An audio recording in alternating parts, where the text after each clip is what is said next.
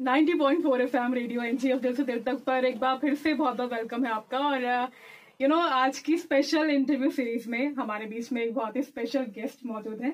फिर से वेलकम है आपका सर यहाँ पर। आपका नाम है दीपक राणा, मेरा नाम है भूमिका। और आज का जो टॉपिक रहने वाला है बहुत ही रेलेवेंट है, बहुत ही इम्पोर्टेंट है और बहुत ही अच्छा टॉपिक है। मतलब बड़ा काम का टॉपिक है। टॉपिक का नाम है टाइम मैनेजमेंट। तो सर यहाँ से शुरू करेंगे कि टाइम मैनेजमेंट जो टर्म है इसका क्या मीनिंग है। और पहले मतलब उससे पहले आपका ग्रीटिंग्स हमारे व्यूअर्स के लिए।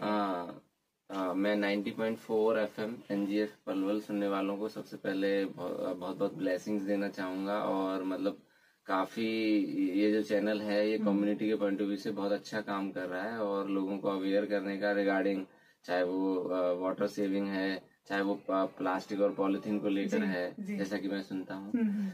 और मैं मेरा नाम है दीपक राणा। मैं modern Delhi international school sector 87 में मैथ्स फैकल्टी में हूँ। मुझे इन्होंने मौका दिया है और मुझे काफी अच्छा लग रहा है। और स्टूडेंट्स के लिए मैंने टाइम मैनेजमेंट का टॉपिक आज सिलेक्ट किया है, तो आज हम उसी के बारे में बात करेंगे।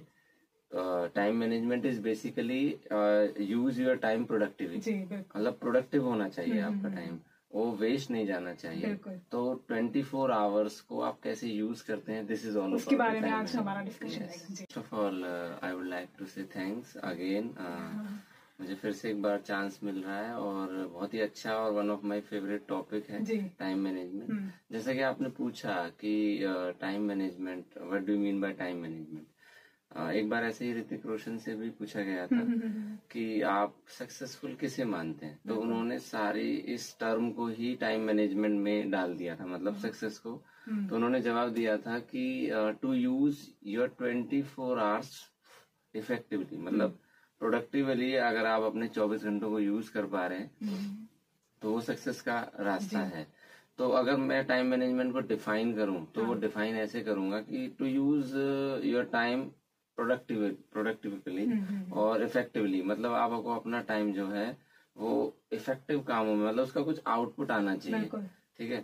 ठीक है, सोना है सब चीज। अब सोना अगर हम निकाल देते हैं 24 में से, फिर भी 16 आवर्स हमारे पास बचते हैं। अगर एट एन एवरेज हम 8 आवर्स को निकाल दें। So it's all about using your time. सब हर किसी को 24 घंटे ही मिलते हैं, मतलब चाहे वो सचिन तेंदुलकर रहे हों, अमिताभ बच्चन रहे हों, तो वो हम कहीं से उनके पास कोई एक्स्ट्रा टाइम नहीं है। Means with in this time slot they are managing each and every minute in such a way कि मतलब उसका कुछ आउटपुट निकले। और अगर कुछ काम बाद वाला होने वाला है तो वो बीच में जो टाइम स्लॉट है उसे भी वो काम में लगा देते हैं। तो टाइम मैनेजमेंट का सीधा सा मतलब है, अगर हम स्टूडेंट लाइफ में बात करें तो जब वो स्कूल में जाते हैं तो 8 आवर्स वो तो एक फिक्स स्लॉट ही होता है, वहां पे पूरा एक टाइम टेबल ही उनको मिलता है। तो वहां तो इस तरह का उन्हें अपनी तरफ से कुछ एफर्ट लगाने की जरूरत ही नहीं है, that is already packed. Problem आती है कि जब वो घर पहुंचते हैं और वहां पर आने के बाद वो कैसे नेक्स्ट टाइम, जब नेक्स्ट मॉर्निंग तक अपने टाइम को यूज करते हैं, दैट क्रिएट द डिफरेंस। क्योंकि 8 घंटे वो टॉपर भी क्लास में बैठा हुआ है और जो थोड़ा बिलो एवरेज है वो भी वहीं पर बैठा हुआ है। तो जो डिफरेंस क्रिएट होता है वो होता है घर जाने के बाद जो हमें टाइम मिलता है उससे।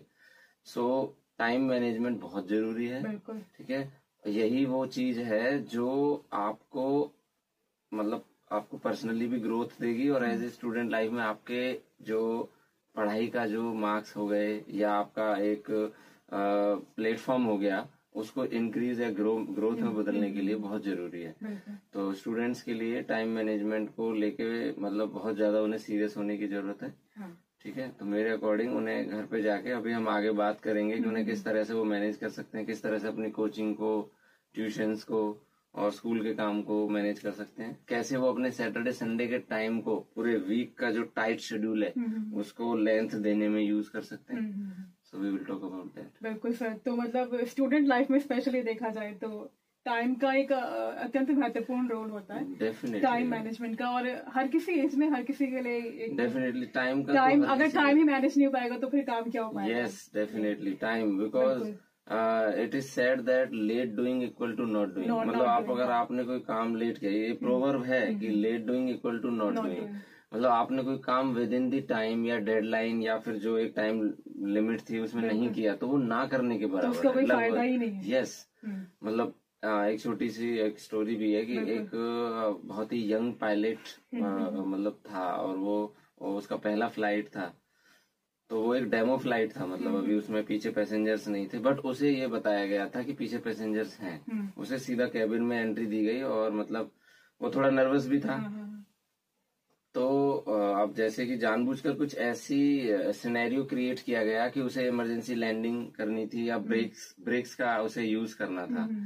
तो उसने ब्रेक्स को यूज किया, लेकिन वो थोड़ा मतलब उसमें कुछ सेकंड्स का गैप था, मतलब उसे पहले करना था लेकिन उसने बाद में किया, और थोड़ा बहुत उसमें प्रॉब्लम आई। तो बाद में फिर उसे बोला गया कि देखो कितना लॉस हो गया है, इतने पैसेंजर थे वो इंजर्ड हो गए, जबकि ऐसा कुछ नहीं था, उसे बस बताया जा रहा था।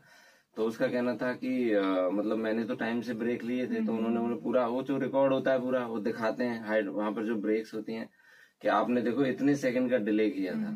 तब ये बात बताई थी कि आपका देखो टाइम का फ्रैक्शन ऑफ सेकंड्स का क्या रोल होता है, मतलब कि आपके कुछ सेकंड्स के डिले से क्या हो सकता है। अभी तो ये था, तो मैं आपको टाइम की वैल्यू वो बता रहा हूँ। टाइम की वैल्यू तो उसे पूछो जो अभी जस्ट रोड पे चल रहा था और साइड से मान लो मतलब वो मुड़ने वाला था। यस, तो और मतलब हर किसी का अपना अपना है, कोई मतलब एवरी सेकंड इज इम्पोर्टेंट। हाँ, कोई फेल हो गया हो, पूरे साल का इम्पोर्टेंस वो बताएगा आपको।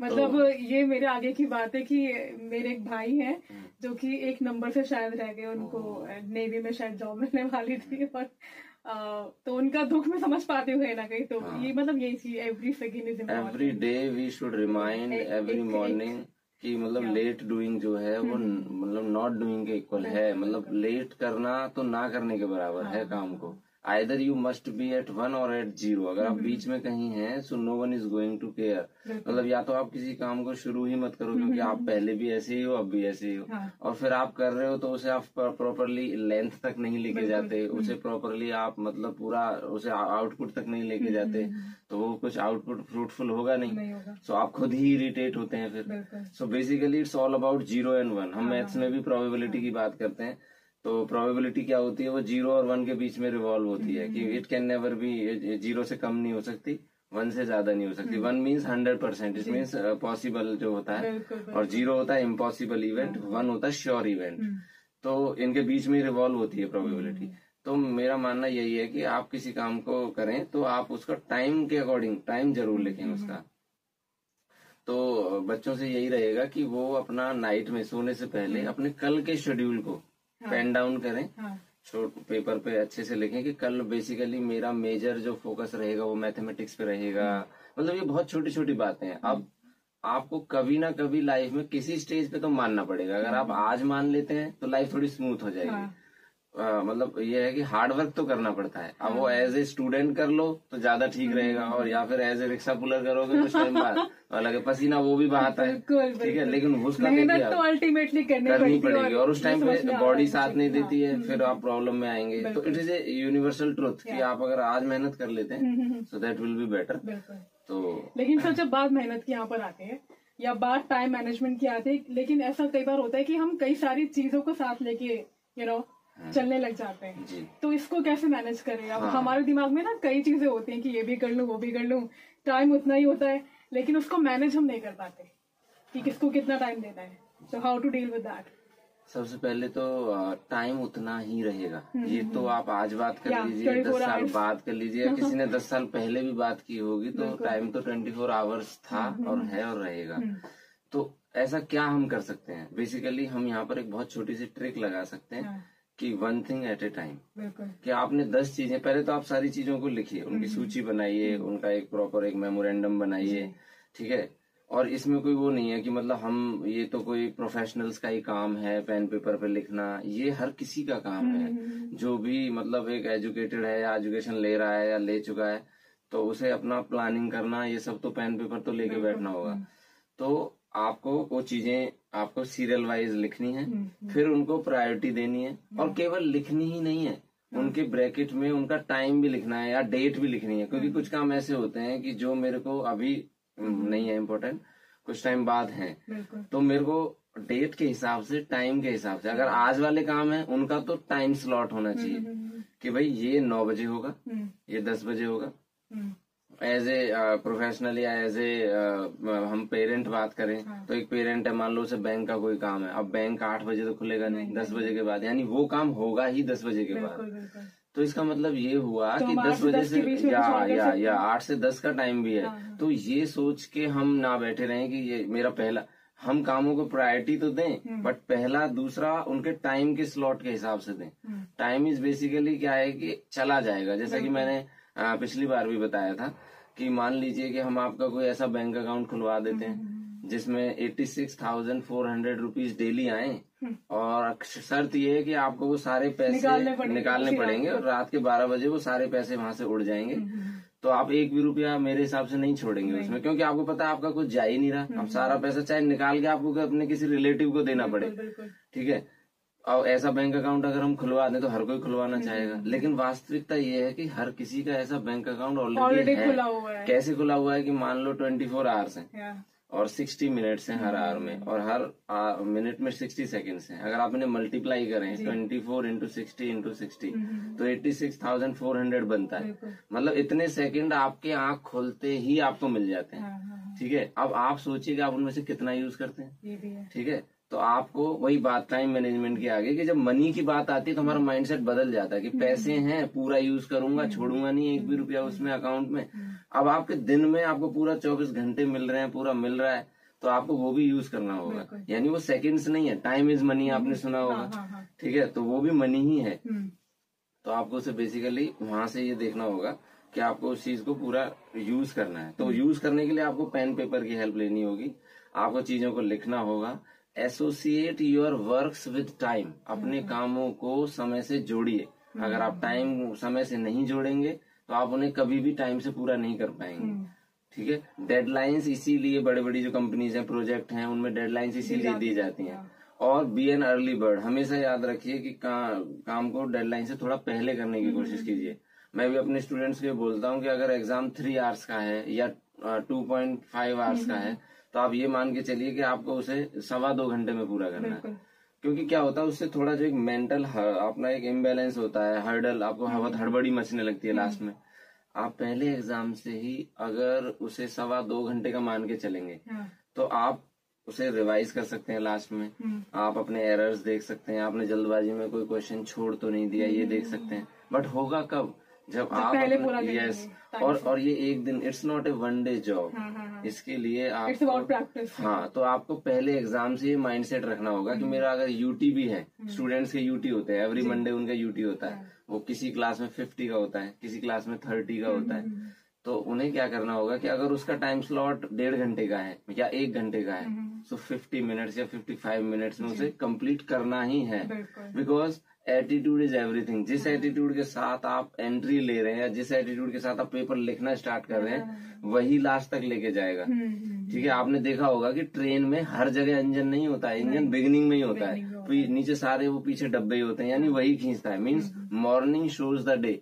आप जिस तरह का एटीट्यूड लेके, जिस तरह से आप पेन चलाना स्टार्ट करेंगे, जिस तरह की थॉट प्रोसेस रखेंगे, तो ही काम होगा। मतलब ये चीज की मैं अभी तक कर लूंगा तो हो जाएगा, और नहीं मैंने सोचा कि नहीं हो ही नहीं पाएगा ये, तो नहीं हो पाएगा। You have given instruction to your mind already कि भाई आप आपने बोल दिया है, क्योंकि वर्ड्स तो घूमते रहते हैं ना। हाँ, वो वर्ड्स फिर आपके वाइब्रेशंस, आपके माइंड को जब इंस्ट्रक्शन मिल गया तो फिर वो प्रॉब्लम हो जाएगी। फिर मतलब, और उस चीज को हम रिपीट भी करते हैं। ऐसा नहीं है कि हम एक बार बोल के चुप हो जाते हैं, बिकॉज ये हमारी हैबिट बन चुकी होती है। फिर हमारे चारों तरफ है भी फ्रेंड सर्कल कुछ ऐसा ही जो टालने में ही ज्यादा उसको रखते हैं। तो आई थिंक इन चीजों से थोड़ा बचना चाहिए, और पेन पेपर का इस्तेमाल करके चीजों को पेन डाउन करना चाहिए, उन्हें टाइम से एसोसिएट करना चाहिए, टाइम उनके सामने लिखा होना चाहिए, उनका ड्यूरेशन भी लिखना चाहिए कि इतने टाइम में ये हो जाएगा। ये तो हो गया एक प्रोफेशनल और एक वर्किंग प्रोफेशनल के लिए। स्टूडेंट के लिए चाहिए कि वो सब्जेक्ट्स लिखे, सब्जेक्ट्स का ड्यूरेशन 30 मिनट्स 35 मिनट्स ये फिक्स करे। अगर कुछ सब्जेक्ट्स ऐसे होते हैं जिनका कल आपका लेक्चर ही नहीं होने वाला है, यानी उनका पीरियड ही नहीं आएगा, तो उनको आज आप ड्रॉप कर सकते हैं और वो टाइम आप उस सब्जेक्ट को दे सकते हैं जो सब्जेक्ट आपका कल लगने वाला है। Along with this one more thing, time management के साथ बैग का मैनेजमेंट भी आता है। बच्चे क्या करते हैं, पूरा फुल बैग ले जाते हैं और मतलब उसको सीढ़ियां 3rd फ्लोर तक जाना होता है, पूरा कैरी कर रहे होते हैं, हम देख रहे होते हैं। छोटे छोटे बच्चे होते हैं, बैग में ज्यादा वजन होता है बच्चे उससे ज्यादा वजन बैग का होता है। हाँ चलो बड़े बच्चे हैं वो तो कैरी भी कर सकते हैं, बट अननेसेसरी नोटबुक्स, बुक्स जिनका आज वही नहीं है, जिनका जो पीरियड लगने वाला हाँ पेरेंट्स भी इस बात पे थोड़ा ध्यान दें कि मतलब टाइम टेबल सबके पास होता है, डिस्प्ले में होता है, कि वो बुक्स और उनको इस तरह से भेजें कि मतलब बच्चे पे ज्यादा वो ना हो, क्योंकि हाँ फिजिकली बच्चा अगर ऐसे महसूस करेगा तो फिर वो एनर्जेटिकली बैठ नहीं पाएगा क्लास में। मतलब सर आपने बहुत अच्छा बताया, और जो मुझे यहाँ पे बोलना है मतलब वो ये है कि स्कूल लाइफ सबसे बढ़िया लाइफ होती है। उसके बाद जिंदगी की रियल परीक्षा शुरू होती है कि आप एक्चुअली में हैं क्या, आप में कितना पोटेंशियल है, आप क्या कर सकते हैं क्या नहीं। तो इसके लिए आपको टाइम मैनेजमेंट करना और खुद में डिसिप्लिन होना बहुत जरूरी है कहीं ना कहीं। और इसी बात पर सर आपका मैसेज हमारे व्यूअर्स के लिए। मैसेज में मैं यही कहना चाहूंगा, चाहे वो स्टूडेंट्स हों चाहे उनके पेरेंट्स हों, टाइम मैनेजमेंट सबके लिए जरूरी है। बस बेसिकली बीइंग ए टीचर मेरा ऑलवेज फोकस स्टूडेंट्स के लिए ही होता है, तो मैं स्टूडेंट्स से यही कहना चाहूंगा, just include books, novels more and more in your life. Start your day with reading at least 5 to 10 minutes। ये तो आप ऐड कर ही लीजिए, ठीक है। वो आपने इंटरेस्ट की कोई बुक हो सकती है, I am not suggesting any particular book. आपको जो पसंद है, आपको ड्रामा पढ़ना है, आपको कोई नॉवेल पढ़नी है, आपको किसी की ऑटोबायोग्राफी पढ़नी है, read it, but read it at least 5 minutes। Number 1 tip तो ये है। नंबर 2 ये है, जो नाइट में आपको पूरे डे के बारे में थोड़ा बहुत, अगर लिख नहीं सकते हैं तो एटलीस्ट वो सेल्फ रियलाइजेशन आईज क्लोज करके, वो बहुत जरूरी है। लेकिन होता क्या है कि ना वो चीज आप डेली नहीं कर पाओगे। अगर आप पेन पेपर पे करोगे तो पिछला पढ़ोगे, there must be something to read. तो आपको पेन पेपर लेके बैठना है, अपना ड्रीम जो भी है add 1 line to it every night. अपने ड्रीम के बारे में 1 line हर रात ऐड कीजिए, ठीक है। ये जो 2 चीजें, यानी कि एक सोने से पहले मैंने बताई, एक मॉर्निंग में उठने के बाद, ठीक है। आपको अपना बुक रीडिंग, नॉवल रीडिंग शामिल करना होगा। और स्कूल से आने के बाद अपने टाइम को मतलब जिस तरह से पॉसिबल हो, कोचिंग से मिले, किसी से मिले, आपको सोशल मीडिया पे देने की बजाय पढ़ाई में लगाएं, ठीक है। And use your Saturdays and Sundays well, ठीक है। मतलब ये कहा गया है कि सक्सेस में संडेज का बहुत रोल है, मतलब क्योंकि वो हम उसे एक normal we take Saturday and Sunday for granted कि ये तो हमें लेट उठने के लिए मिले हैं, मूवी देखने के लिए मिले हैं। मतलब कहते हैं Sunday is equal to no time table day. हाँ। तो मतलब ऐसा नहीं है कि आप मत जाइए, आप इंजॉय भी कीजिए, लेकिन पूरा दिन है आपके पास तो उसे थोड़ा यूज भी कीजिए आप। और हर बार आप मूवी भी नहीं जा सकते, तो आप भी मानते हैं, तो इसीलिए मूवी के लिए पूरी लाइफ भी पड़ी है, आप बाद में भी कर सकते हैं अगर पर्टिकुलर कभी नहीं हो पाता है। So basically use your time well, ठीक है। क्योंकि मैंने बोला था past is a waste paper, present is a news paper, future is a question paper, ठीक है। Use your life well, otherwise your life will be a tissue paper. बिल्कुल। और ओवर थिंकिंग का कीड़ा दिमाग से निकालना पड़ेगा, जो कि हमें मुझे लगता है कि हर रात में आता है एक ना एक बार। तो इसी बात पे मतलब सर बहुत अच्छा लगा, थैंक यू सो मच। और टाइम इज मनी रियली, और हेल्थ इज वेल्थ, तो दोनों का ध्यान रखना is very very important. Thank you so much.